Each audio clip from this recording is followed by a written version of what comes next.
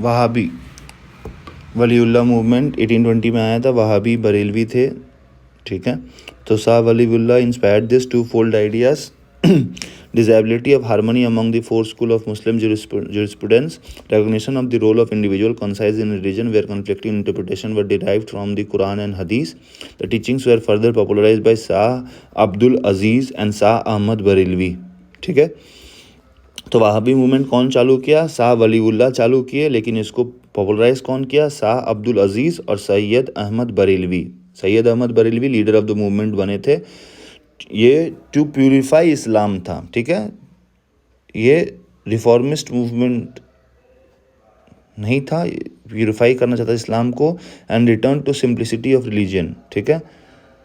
और ये इनका एक थॉट प्रोसेस था कि दारुल उल हरब, लैंड ऑफ काफिर्स को कन्वर्ट करना दारुल उल इस्लाम में। दारुल उल हरब land of kafirs, India Bharat land of kafirs था, तो इसको कन्वर्ट करना चाहते थे, पूरा इस्लाम का परचम लहराना चाहते थे भारत में, जो कि हो नहीं पाया, ना होगा आगे।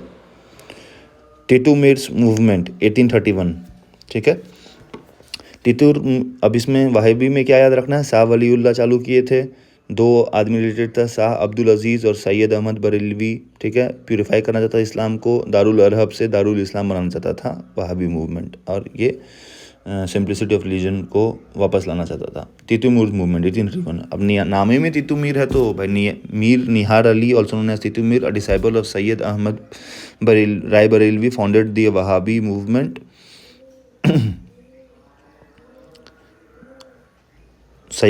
तो तितुमीर फाउंड किया तितुमीर मूवमेंट। क्या था? Titu organise the Muslim peasants of Bengal against the Hindu landlords and the British indigo planters, ठीक है। तितुमीर मूवमेंट क्या था? मुस्लिम जो प्लांटर्स थे वो खिलाफ थे हिंदू लैंडलॉर्ड से और ब्रिटिश इंडिगो प्लांटर्स से बंगाल में। यही है तितुमीर मूवमेंट। ये तितुमीर डिसाइपल थे सैयद अहमद राय बरेलवी के, जो कि फाउंडर थे वहाबी मूवमेंट के,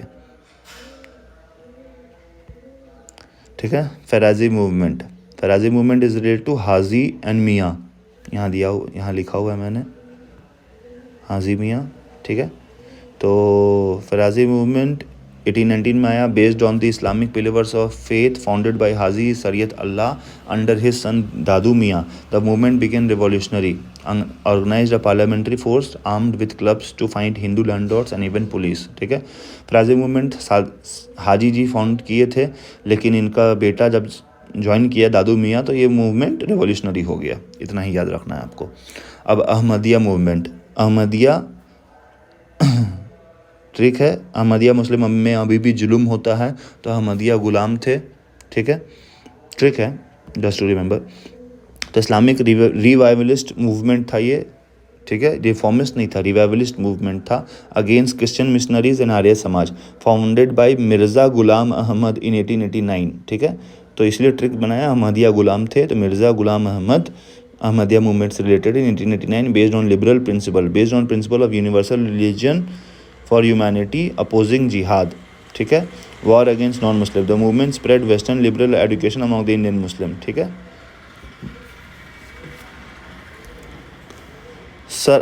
sir Syed Ahmad Khan and Aligarh movement, Aligarh में अहमद रहता है, ये ट्रिक है। तो sir Syed Ahmad Khan and Aligarh movement is related. तो sir Syed Ahmad Khan, born in 1817 in Muslim family, was a loyalist, member of the judicial service of the government, retired in 1876, became a member of the Imperial Legislative Council in 1878, wanted to reconcile Western scientific education with the teachings of Quran, said religion should be adaptable with time or else it would become fossil. So who said religion should be adaptable with time or else it would be fossil? It was said by Sir Syed Ahmad Khan, right? Started the Mohammedan Anglo Oriental College at Aligarh. Who started the Mohammedan Anglo Oriental College at Aligarh? भाई अलीगढ़ का जहाँ बात आएगा तो सैयद अहमद खान आएंगे, because Aligarh में अहमद जी रहते हैं, अहमद रहता है, ठीक है। Mohammad Anglo Oriental College Aligarh में चालू हुआ। कौन चालू किया? यही चालू किए। मैगजीन लिखे तहदीब उल अखलाक, ठीक है। ये अपोज करते थे पर्दा सिस्टम को, पॉलीगैमी को एडवोकेट करते थे, इजी डाइवोर्स को, एंड कंडेम करते थे सिस्टम ऑफ पीरी एंड मुर्दी, ठीक है। Believed Muslim should concentrate on education and job, aimed at spreading modern education without weakening Islam, social reform related to पर्दा, polygamy, widow remarriage, women education, slavery, divorce, etc. ये इनका M था। Deoband school, Deoband में कासिम और राशिद रहता है, ये ट्रिक है, ठीक है। तो Deoband school establish in Deoband, सबको पता है सहारनपुर के पास यूपी में है Deoband, established by Mohammad Qasim Nanautavi and Rashid Ahmad Gangohi, ठीक है, to train religious leaders for the Muslim community, opposite of Aligarh movement. ये opposite Aligarh movement reformist movement था, ये सुधारना चाहता था। कहाँ लिखा हुआ है, रिफॉर्मिस्ट ही होगा, ठीक है। तो इनका ऑब्जेक्टिव क्या था, propagating pure teaching of Quran and हदीस, कीपिंग अलाइव स्पिरिट ऑफ जिहाद अगेंस्ट फॉरेन रूलर्स। कुरान और हदीस का टिचिंग देना चाहते थे, स्पिरिट ऑफ जिहाद को जिंदा रखना चाहते थे। Deoband school welcome the formation of INC। अब ये विपरीत, ये एक ट्रिक बोलते हैं, ये एक फैक्ट है जो याद रखना पड़ेगा।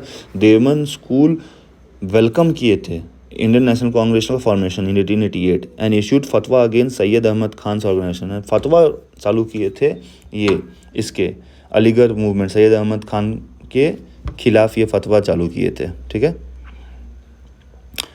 Sibli Numani, a supporter of Deoband School, favored the inclusion of English language and European sciences in education. Founded the Nanwatal Ulama Darul Ulum in Lucknow, ठीक है।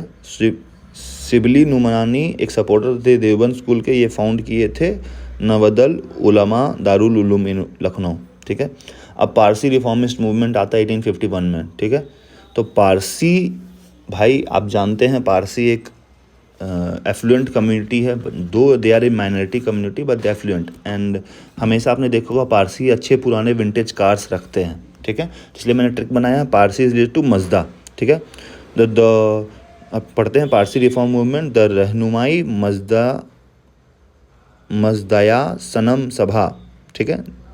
तो अब क्वेश्चन ये आएगा रहनुमाई Mazdayasnan Sabha is related to which movement, is related to Parsi movement, ठीक है। इसलिए पारसी एंड मजदा को मैंने मिला दिया।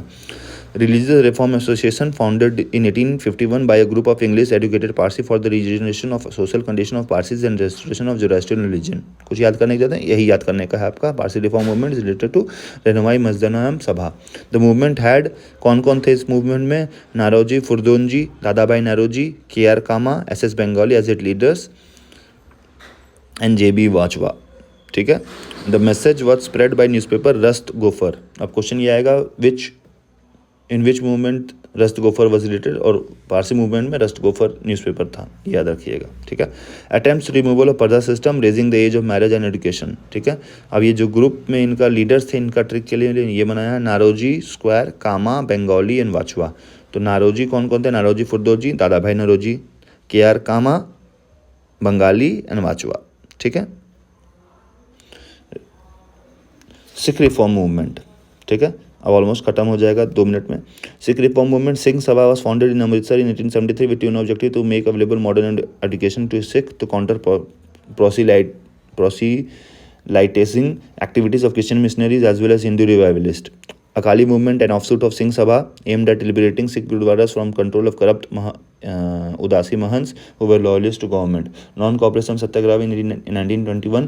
Government passed the Sikh Gurdwara Act in 1922 and in 1925. Gurdwaras to be administered to Shiromani Gurdwara Prabandhak Committee SGPC, ठीक है। सिंह सभा फाउंड हुआ था अमृतसर में। ट्विन ऑब्जेक्टिव था कि वैष्णव को एजुकेशन देना है और क्रिश्चियन मिशनरीज और हिंदू रिवाइवलिस्ट को दबा ज़्यादा प्रोसिलाइटिज्म का, I don't know the meaning, so you can check it on Google. Aimed at liberating Sikh gurudwara को फ्री करना है करप्ट महंत से, और लास्ट में इनका SGPC एक्ट आ गया। SGPC प्रबंधक कमेटी, श्रीमंडी गुरुद्वारा प्रबंधक कमेटी गुरुद्वारा को एडमिनिस्टर करने लग गया, ठीक है। Not so very important Sikh reform movement. Theosophical society important है।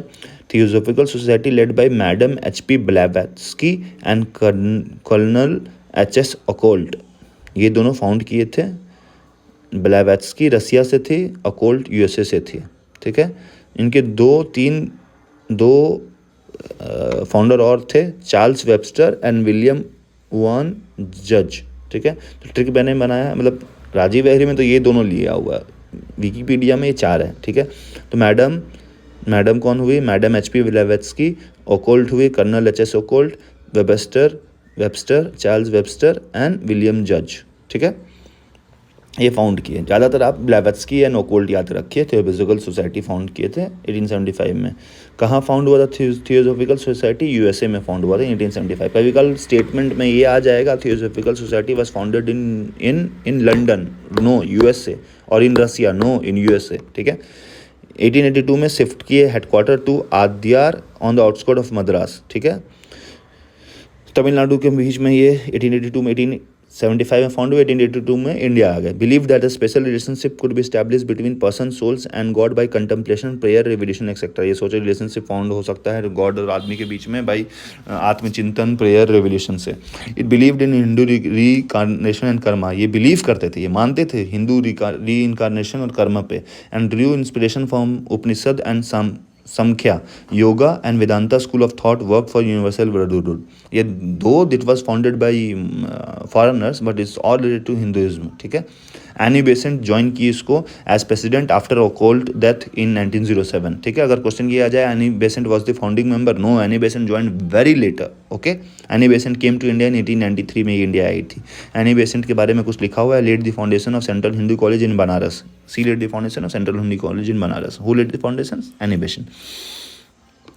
Published books called Sanatan Dharma series. अगर आप क्वेश्चन ये आ जाएगा सनातन धर्म सीरीज कौन डाला था, and option will be like Raja Ram Mohan Roy, Ramakrishna Paramahamsa और स्वामी विवेकानंद, एनी बेसेंट। आप एनी बेसेंट नहीं करोगे बिकॉज सनातन धर्म रिलेटेड आप सोचोगे कि ये लोग होंगे, लेकिन ये नहीं है। सनातन धर्म सीरीज एनी बेसेंट लाई थी, ठीक है। However philosophy seem to be vague and extent was limited as religious revivalist the theosophist didn't attain much success, इन्हें ज़्यादा सक्सेस नहीं मिला, ठीक है। जो सेंट्रल हिंदू कॉलेज ये बनारस में बनाई थी, इसमें both Hindu and western subject पढ़ाया जाता था, ठीक है। तो इसमें पढ़ने लायक क्या है, ब्लेवेत्स्की एंड ओकोल्ट पहले यूएसए में हुआ था, फिर ये मद्रास आद्यार में आ गया। एनी बेसेंट बहुत बाद में ज्वाइन की। Significance of reform movement, positive aspect क्या था इसका? Liberation of individual from conformity out of fear and साइकोसिस, worship made a more personal affair, ठीक है। Cultural roots to middle class, thus mitigating the sense of humiliation, much needed self respect, fostered secular outlook, encourage social climate for modernisation, ended India's culture intellectual isolation from rest of the world, evolution of national consciousness. पढ़ लीजिएगा, ज़्यादा कुछ नहीं है इसमें।